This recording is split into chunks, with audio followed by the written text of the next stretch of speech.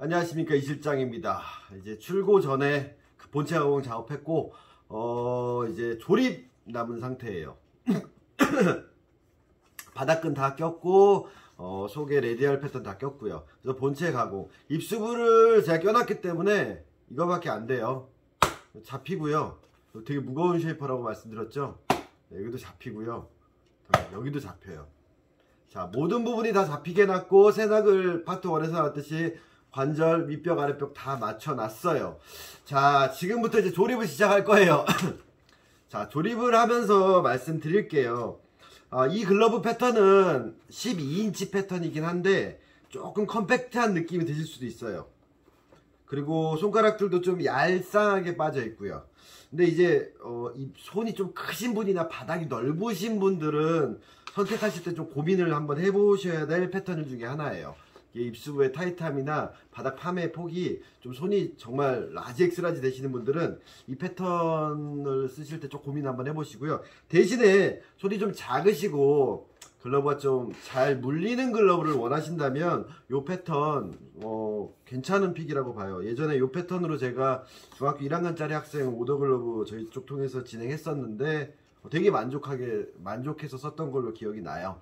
그래서 일단은 이 012 패턴의 레디알 요거 같은 경우에는 좀 손이 크신 분보다는, 그러니까 키가 막 185 막 이렇고 막 손이 엄청 크신 분 막 이런 분들이 아니시라면 보통 손 사이즈이신 분들은 괜찮은 픽이고요. 다음에 좀 공이 예전에 썼던 글러브들이 너무 막 돈다, 비틀어 잡는 가더라 했는데 거의 웹 아래에서만 이렇게 박혀서 이렇게 좁아진다 라고 하실 때 좀 단단한 형태를 오래 유지하면서 이렇게 좀 쓰기에는 좋은 글러브 같아요. 네, 괜찮은 패턴이고요. 핑크색 글러브 사실은 제가 알기로는 프로에서 못 쓰는 걸로 알고 있어요. 예전에 안지만 선수랑 몇몇 선수들이 핑크색을 썼었는데 김선 감독님이 어필을 했나 그래서 핑크색을 이제 못 쓰는 글러브로 알고 있긴 한데 아마추어 규정에는 없으니까 예, 그렇게 해서 이제 또 한 가지가 또 뭐냐, 흰끈. 원래 흰끈도 안 되거든요. 여담으로 드리는 말씀이지만, 자, 일본 내수용 보프로라고 나온 글러브들 중에서 만약에 중지에 이 미즈노 프로 자수가 있다라고 하면 두 가지 중에 하나예요. 메이저리그 선수라든가 아니면 가짜라든가. 네, 둘 중에 하나예요. 보프로 중에서 가짜가 있다라는 말이 뭐 썰이 들렸었어요. 근데 뭐 진짜인지 가짜인지 모르겠지만 이 중지자수 미즈노 프로 마크는 해외 수출용에 붙는 마크예요. 여기 이제 그래서 보시면 아시겠지만 미제 미즈노라 그래서 미국형 미즈노에서 미즈노 프로 같은 경우에는 중국에서 만든 거 다 중지에 이 럼버드 자수가 들어가잖아요. 미국에서는 전혀 상관이 없는 것들인데 일본 야구에서는 중지에 막 못 들어가요. 그래서 예전에 기억하실지 모르겠지만 박찬호 선수 윌슨 A2K 글러브 일본에서 버팔로에서 뛸 때 그때 글러브 보시면 흔히들 있는 중간에 A2K 마크 없어요. 네, 그게 박찬호 선수 모델이었어요. 일본에서 쓰는데 윌슨 글러브를 써야 되는데 일본 프로야구 규정 뭐 그런 것 때문에 중지 이 A2K 마크가 없이 나왔죠. 아시는 분은 아실 거예요.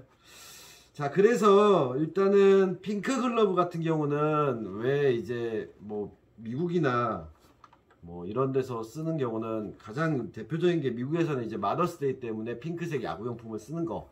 그래서 핑크색들이 많이 보이는 거고요.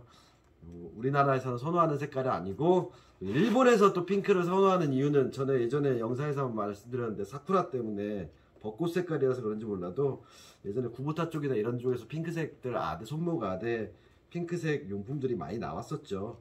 그 이유가 이제 일본은 핑크를 좀 선호하는 그런 나라다 보니까 일본색인 거죠. 우리나라는 그렇게 핑크를 선호하는 건 아니었고요.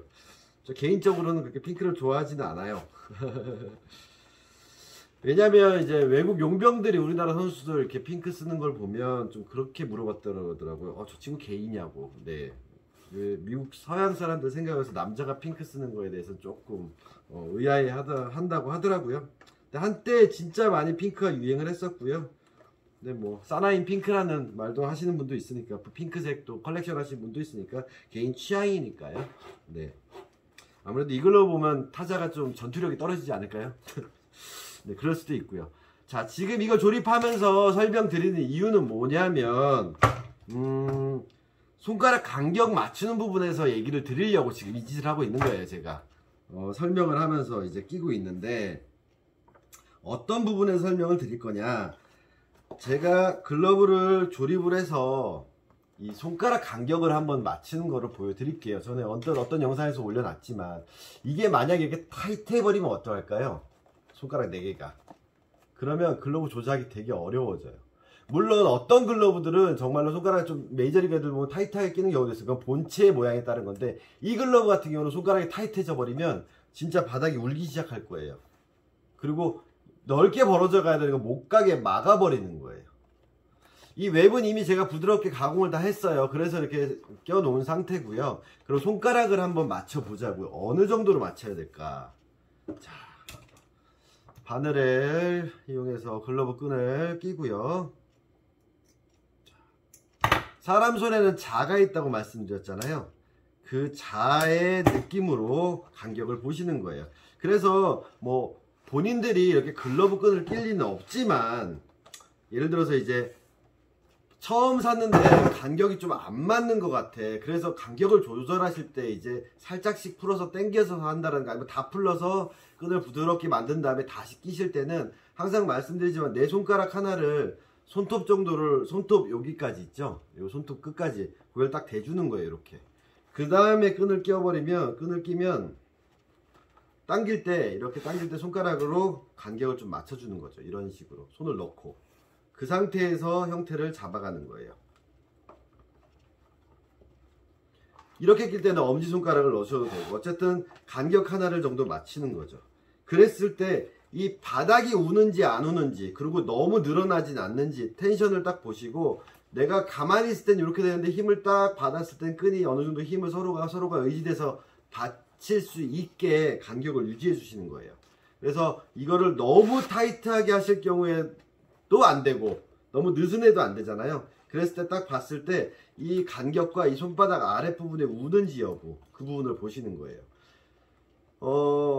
막 느슨하게 파닥파닥 빠르는 그런 네아 글러브라든가 막 그런 영상들 보시면 손가락 간격 되게 많이 늘어나 있는 글러브들도 있어요. 그럼 순간적으로 이렇게 움직이니까 잘 조작이 되니까 길이 든 것처럼 착각이 되는데, 결국에는 사용하다 보면 손가락 간격은 좀 늘어나게 돼 있거든요. 그래서 저 같은 경우는 끈을 연화 작업을 해서 끼기 때문에 조금 이 간격을 유지해 주는 편인데, 정말로 새 끈을 이제 그냥 조립만 할 경우, 새 상품을 조립할 경우는 그것보다는 조금 타이트하게 만들어 주는 편이에요. 왜냐하면 늘어날 걸 감안을 해야 되니까. 그래서 모든 새 글러브를 보면 이 위에 이렇게 제껴보시면 유격이 좀 있어요. 그래서 좀 좁다 그래도 좀 당기시면 어느 정도는 간격이 조금 나와요. 굳이 풀어서 안 하셔도 돼요. 근데 너무 붙어있는 글러브들은 풀러야 되겠지만, 약간씩 간격이 있는데 조금 타이트하다 싶으시면 그냥 자꾸 살짝씩만 당겨 주셔도 어느 정도는 유격이 좀 나온다라는 거. 그래서 간격 맞추고 이쪽 부분도 울지 않게 보고, 그렇게 끼시면, 그렇게 해서 간격을 좀 맞추시면 좀 적당한 유격의 손가락 간격을 맞출 수 있을 거예요. 특히 하이엔드 글러브들 같은 경우는 손가락 간격들이 잘 맞춰 나오거든요. 문제는 이제 윌슨 계열들은 A2K나 A2000 최근에 나온 모델들은 간격을 좀 다시 조정을 좀 하셔야 되는데, 문제는 이 동가리 끈 이 끝에 유격이 좀 없는 부분이 조금 문제긴 해서 진짜 조그맣게 매듭을 질 수밖에 없긴 해요. 그래서 그런 부분만 좀 보시면, 끈이 간격을 좀 맞추는데 이제 끈이 좀 짧아서 그런 부분은 있긴 하지만, 어쨌든 당기고 조금은 조절을 하시면은 약간 유격은 생길 수 있다라는 거, 그거 말씀드리고요. 그래서 글러브가 이렇게 완성이 됐을 때 간격 보이시죠? 네, 요런 모습으로 밸런스가 나와야 된다는 걸 설명드린 거예요.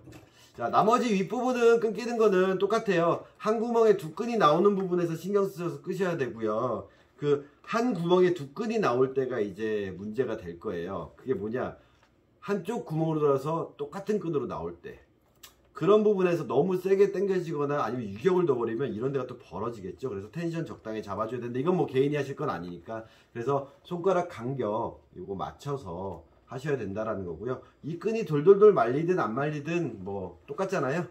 영상이 길어지기 때문에 여기서 자, 볼게요.